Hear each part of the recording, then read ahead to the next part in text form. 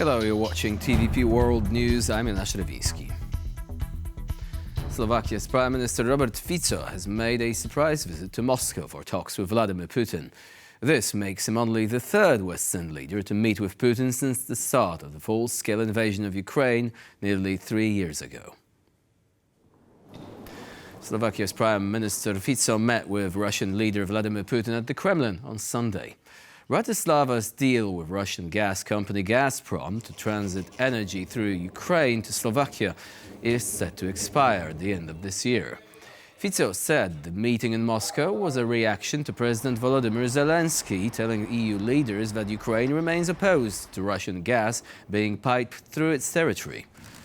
In October of 2023, Fico became Slovakia's Prime Minister for the fourth time, after pledging in his election campaign to end military support for Ukraine and criticizing sanctions imposed on Russia. And moving on now to another spat between Ukraine and Slovakia. Slovakian Prime Minister Robert Fico accused Ukraine's leader Volodymyr Zelensky of bribery, alleging that he offered Slovakia a €500 million deal in exchange for Bratislava agreeing to allow Ukraine to join NATO. However, Professor Jan Zielonka from Oxford University has pointed out that such deals between states are in fact not uncommon. And then to make negotiations with Ukraine possible about the membership, we allowed Prime Minister Orban to go to the restroom, releasing some grants for him. I wouldn't call it bribery. I would call it realpolitik in misguided in this particular case, because he can block Ukraine accessions to the European Union at any other stage. This is a long process with many hurdles, and we know it ourselves from our own history of accessions to the European Union. The European Union's security requires further investment in the face of Russian threats, says EU leaders who gathered for the summit in Finland. The leaders of Sweden, Finland, Greece, Italy and the EU's chief diplomat also discussed illegal migration, which has been weaponized by the regimes in Moscow and Minsk. Finland's far north region of Lapland, past the Arctic Circle. This is how far Russia sent migrants last year to destabilize a new NATO member, Finland.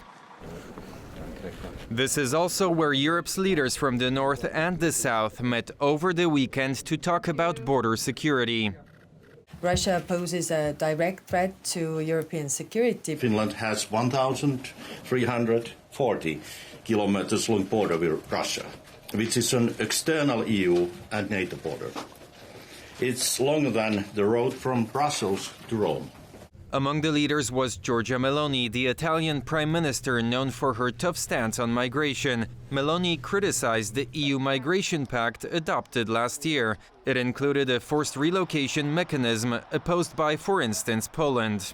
Tackling the issue of illegal immigration solely as a solidarity-based debate was a mistake, in my opinion, as this matter is precisely a matter about security.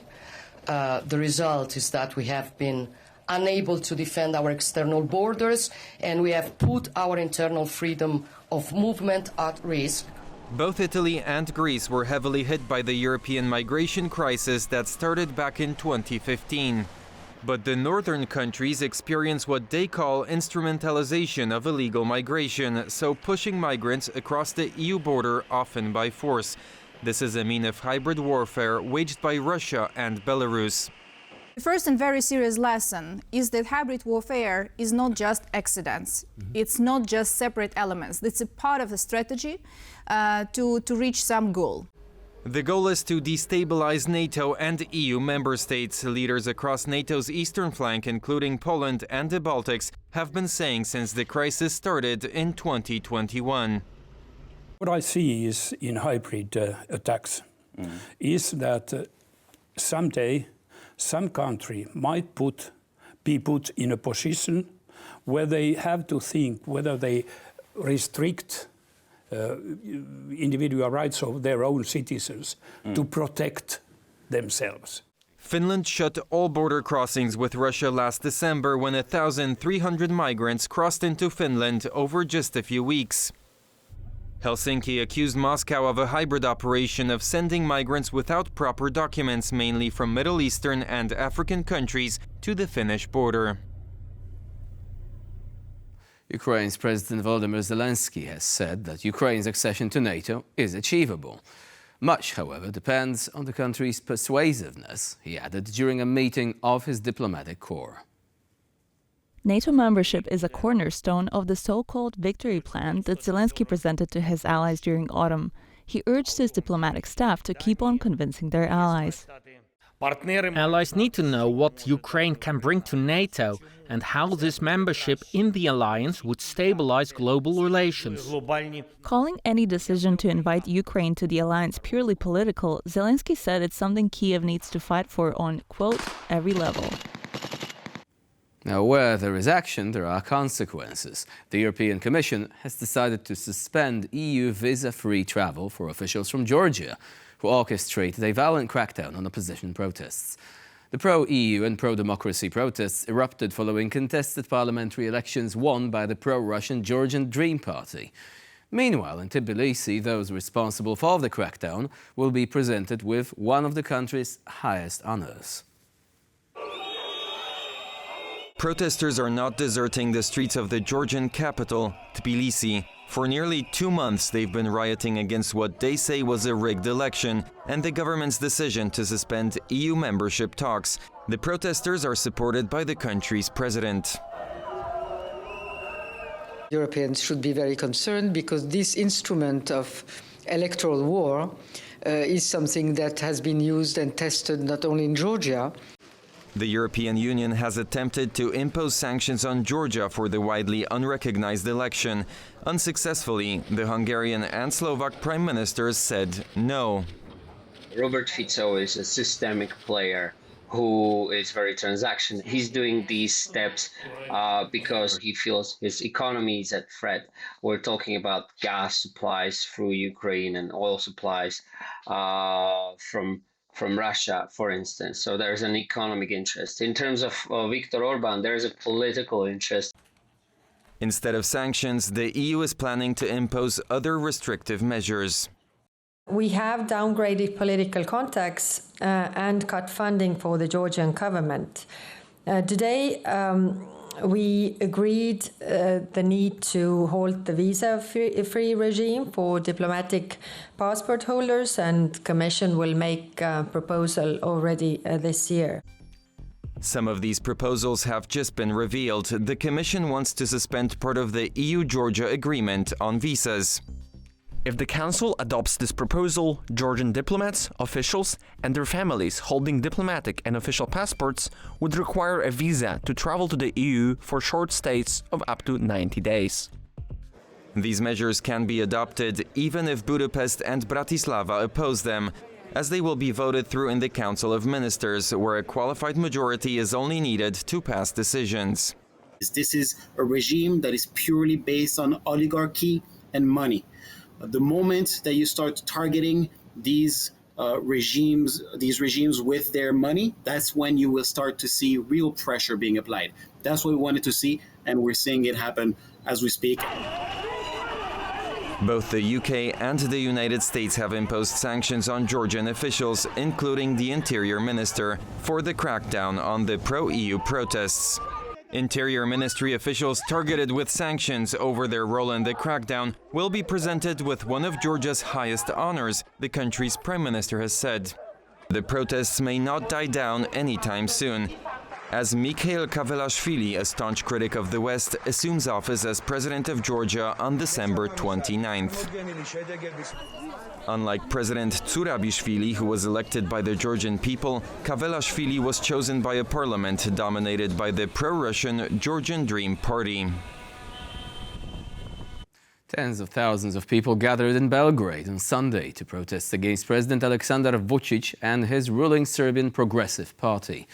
His tight grip on power has been challenged by weeks of street protests led by university students. The rally at Belgrade's Slavia Square, one of the largest in recent years, was called by students and farmer unions. It is part of a wider movement demanding accountability for the collapse of a railway station roof that killed 15 people last month. The organizers of Sunday's protests allege that the incident is a result of a corrupt system that rewarded loyalty to Vucic's party over competence.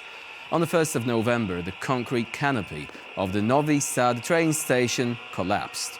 The tragic incident took place just months before the completion of major renovation work on the building.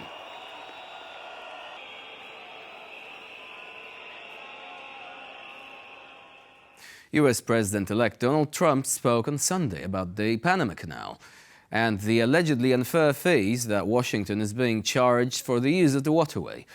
During his first rally-style speech since his election victory in November, Trump said if this doesn't stop, he will demand the Panama Canal be returned to the United States. You got to treat us fairly, and they haven't treated us fairly. If the principles, both moral and legal, of this magnanimous gesture of giving are not followed, then we will demand that the Panama Canal be returned to the United States of America in full, quickly, and without question. I'm not going to stand for it. So to the officials of Panama, please be guided accordingly. The president of Panama, José Raúl Mulino, has reacted to Donald Trump's intentions of reclaiming the Panama Canal for the United States. Mulino said on Sunday that every square meter of the canal belongs to Panama and that the matter is non-negotiable.